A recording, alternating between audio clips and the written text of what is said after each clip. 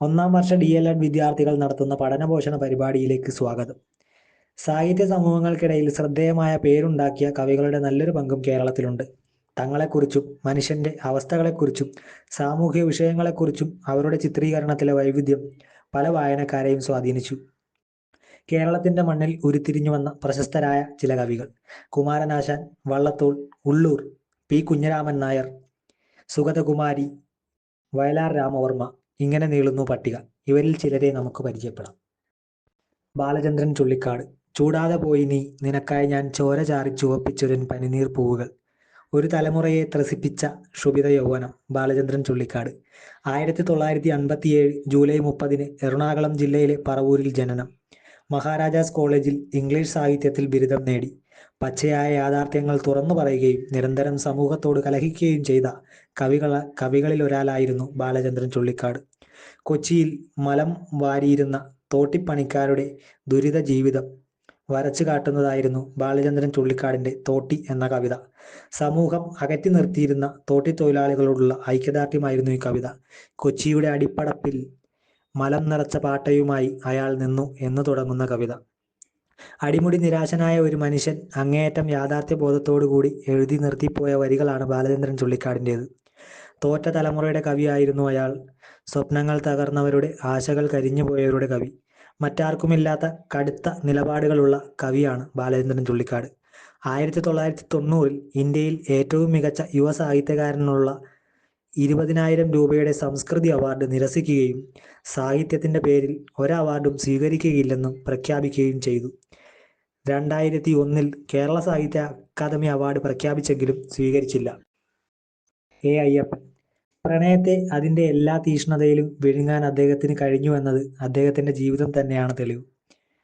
കവിതയ്ക്ക് പുറത്തും അതിരുകളില്ലാത്ത ലോകം സാധ്യമാണെന്ന് പറയാൻ ശ്രമിച്ച കവി. വൃത്തങ്ങൾക്കുള്ളിൽ തളച്ച മലയാള കവിതയുടെ വാർപ്പ് മാതൃകകളെ തെരുവിൽ പിച്ചി ചീന്തിയ കാലഘട്ടത്തിന്റെ കവിജീവിതം. 1939 ഒക്ടോബർ 27 ജനനം.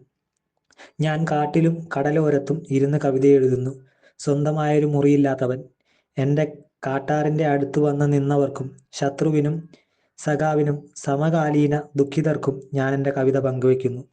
2010 ഒക്ടോബർ 21 തെരുവിൽ മരിച്ചു കിടക്കുമ്പോൾ അയ്യപ്പൻ്റെ കുപ്പായ മടക്കിൽ ഈ വരികളായിരുന്നു: അമ്പ് ഏതു നിമിഷവും മുതുകിൽ തറയ്ക്കാം, പ്രാണനും കൊണ്ടോടുകയാണ്. വേടൻ്റെ കൂര കഴിഞ്ഞ് റാന്തൽ വിളക്കുകൾ ചുറ്റും. 5-8 പേർ കൊതിയോടെ. ഒരു മരവും മറ തന്നില്ല, ഒരു പാറയും വാതിൽ തുറന്നില്ല. ഒരു ഗർജനം സ്വീകരിച്ചുകൊണ്ട് ഞാൻ അവൻ്റെ വായ്ക്ക് ഇരയായി. വയലാർ രാമവർമ്മ. വയലാർ എന്ന് മാത്രം പറഞ്ഞാൽ കൂട്ടുകാർ എന്താണ് മനസ്സിലാക്കുക? സംശയമില്ല, വയലാർ രാമവർമ്മ. അത് ആലപ്പുഴ ജില്ലയിലെ ഒരു സ്ഥലപ്പേരാണെന്ന് പോലും അറിയാത്തവരുണ്ട്. മലയാളികളുടെ പ്രിയ കവിയാണ് വയലാർ, നമ്മുടെ ഗന്ധർവ കവി. മലയാള സിനിമാ ശാഖ ജനകീയമാക്കിയതിൽ വയലാറിൻ്റെ പങ്ക് വലുതാണ്. വയലാറിലെ രാഘവപ്പറമ്പ് കുടുംബത്തിലാണ് രാമവർമ്മ ജനിച്ചത്. അമ്മ അംബിക തമ്പുരാട്ടി, അച്ഛൻ ആലുവ വെള്ളാരപ്പള്ളി കളപ്പാട്ടുമഠത്തിലെ കേരളവർമ്മ.